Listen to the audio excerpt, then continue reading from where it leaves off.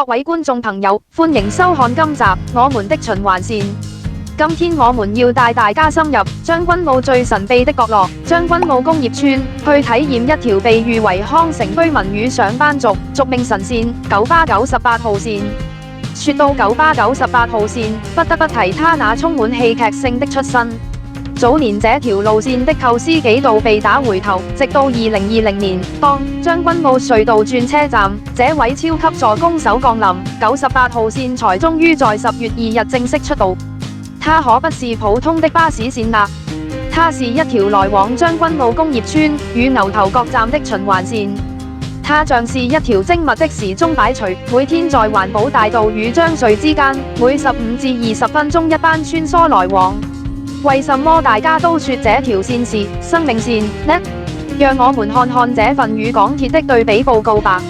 1. 舒適度，不用在調景嶺站的人潮中殺出重圍，保證你舒舒服服坐到牛頭角。2. 時效性，只需25分鐘就能抵達工業村或牛頭角。對於追求多睡10分鐘的上班族來說，這簡直就是魔法。3. 攝撇迪之王，比搭港鐵更便宜。加上將隧及觀塘到兩大轉車站，輕輕拍卡，你就能接通往香港、九龍及新界各區的巴士網絡，選擇多到像在挑選今日午餐。當你以為98只會做長途嗎？那就大錯特錯了。98設有由工業村往清水灣半島的下車拍卡回贈。誰說一定要跑長途？距內短途客也能享受到這條線的便利，非常貼心。再者，在星期一至五下午5點25分及下午5點45分，那是工廠與辦公室的黃金下班檔。98貼心地加開特快班次，只往牛頭角，直接送你回溫暖的家。好啦，我們立即上車，開始今次探索旅程吧。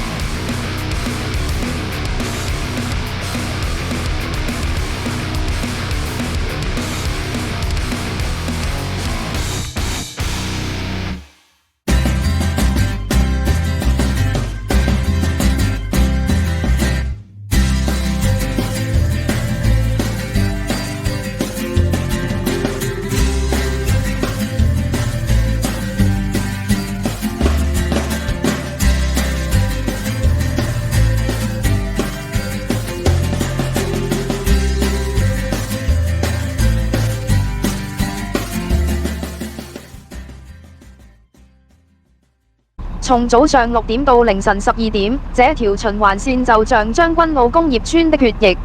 即使我們繞了48分鐘回到原點，但不得不說，98號線確實把原本孤立的康城與工業村緊緊地與港九各處聯繫在一起。今天的探險就到這裡啦。如果你也是每天搭乘98的康城探險家，歡迎在留言區分享你對這條循環生命線的看法。多謝你的收看，我們下集再見。